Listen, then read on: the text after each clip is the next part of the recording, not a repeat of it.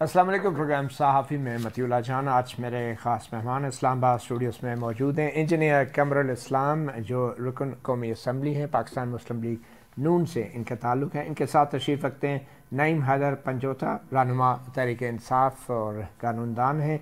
हमें telephone line पे join किया है, किसी तारीफ़ के मोहताज नहीं, जनाब बैरिस्टर एतज़ाज़ अहसन ने।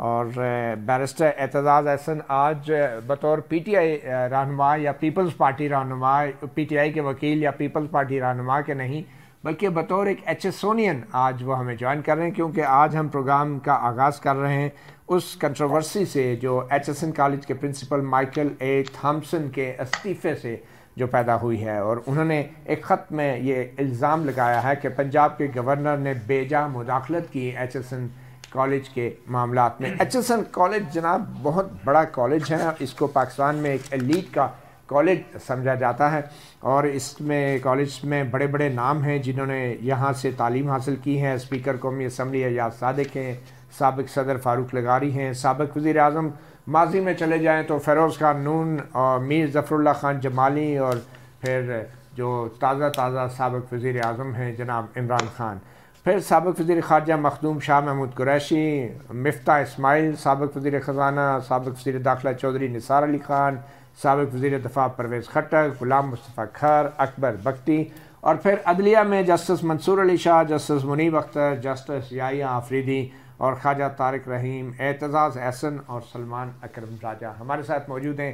एतज़ाज़ अहसन साहब, एतज़ाज़ अहसन साहब, आपको ख़बर तो मिल चुकी होगी, एचएसएन कॉलेज का ये इल्ज़ाम है कि गवर्नर पंजाब बलीगुर रहमान ने वफाकी वज़ीर आहद चीमा के बच्चों के जुर्माना और फ़ीस माफ़ी का फ़ैसला किया जो एचएसएन कॉलेज की फ़ीस थी, और इस बुनियाद पे उन्होंने ख़त लिखा अमले के नाम, जिसमें कहा कि स्कूल में अकरबा परवरी और सियासत की कोई गुंजाइश नहीं।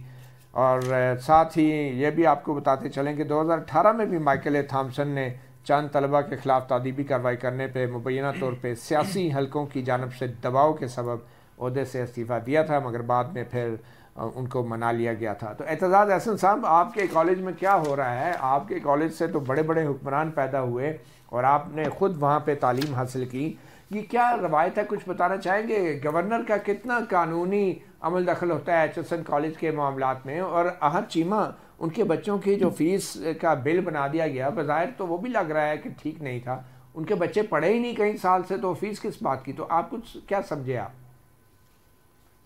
सूरत ये है मतीउल्लाह सर कि हकीकत ये है कि वो यकीनन 4 या कितने 5 साल नहीं पढ़े वहाँ, लेकिन वहाँ का एक असूल है और वो ये है कि कोई आदमी क्या ले जाता है अपने बच्चों को स्कूल से उठा के और ये कह देता है कि जी मेरे बच्चों की सीट आपने रखनी है, और वो अगर उन सालों के लिए 2 साल के लिए वो ट्रांसफ़र हो गया है वालिद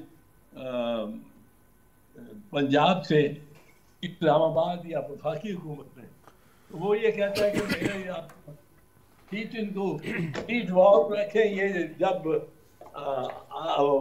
फारिग होंगे उधर से या उधर से मेरी ट्रांसफ़र हो ये वापस आ जाए। अब ये मामला इसके से मुत्तफिक नहीं था। प्रिंसिपल ने कहा या बच्चा पढ़े या ना पढ़े, ये तो नहीं है कि उसको वापस ले लिया जाए, आएगा वापस तो मैरिज पे, फिर उसका इम्तिहान होगा, ये फीस के चक्कर अब नहीं इनमें है। तो उसने असूली फैसला किया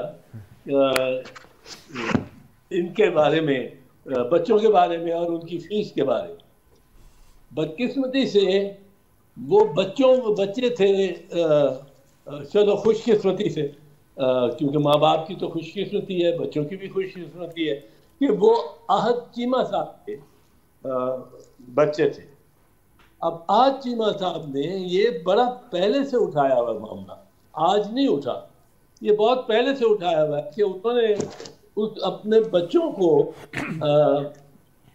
दाखिला दिलाने की कोशिश की कि दाखिला हो जाए उनका بغیر امتحان یا میرٹ کے. اچھا. اور چونکہ وہ چیمہ صاحب کے بچے ہیں، اور چونکہ انہوں نے کہا تھا کہ ہم آپ کو فیس دیتے رہیں گے، آپ یہ سیٹ ان کی گرم رکھیں.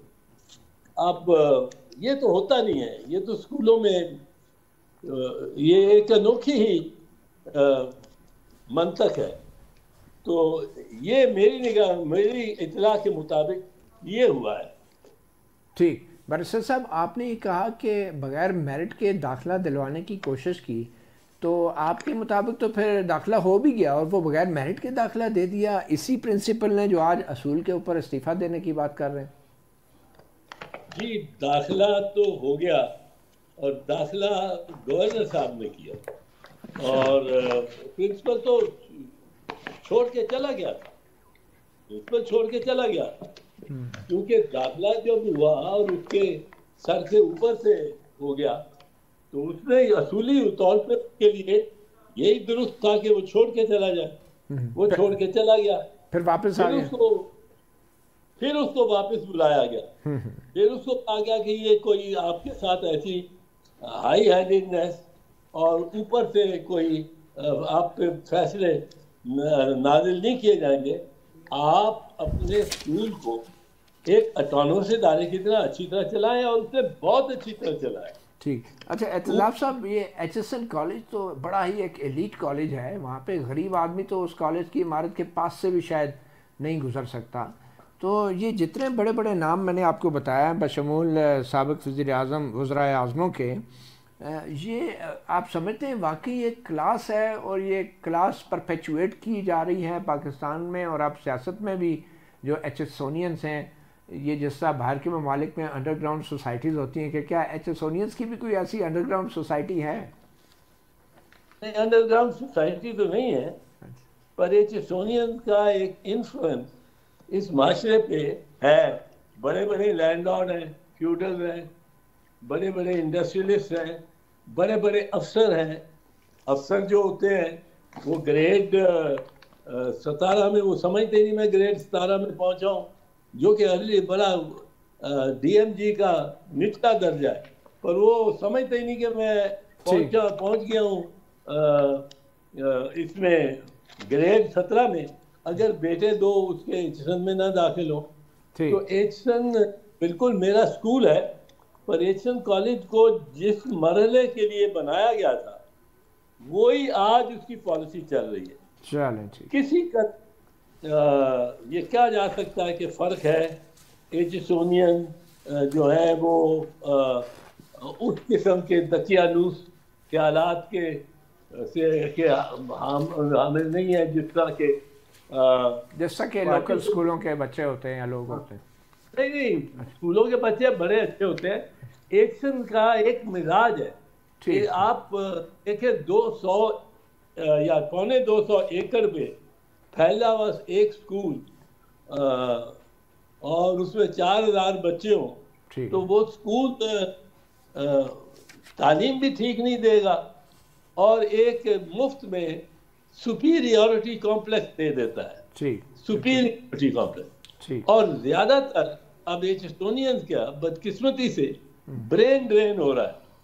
یہ تعلیم حاصل کرتے ہیں، بہترین تعلیم حاصل کرتے ہیں، یہ جا کے ان کو ہارورڈ اور ییل اور کیمبرج اور آکسفورڈ میں داخلے آسانی سے مل جاتے ہیں، کیونکہ یہ ہائی کوالٹی ان کی جو تعلیم ہے، تربیت ہے، وہ بہت اچھی ہوتی ہے. بہرحال جی، یہ تو برین ڈرین کی بات تو آپ نے صحیح کی، لیکن برین اگر نہ بھی ہو تو ڈرین تو پھر بھی ہو جاتے ہیں. اتنے پیسے والے لوگ ہیں، پاکستان میں رہیں یا باہر رہیں، ان کو کون روک سکتا ہے. بارسٹر اعتزاز اسد صاحب، بہت شکریہ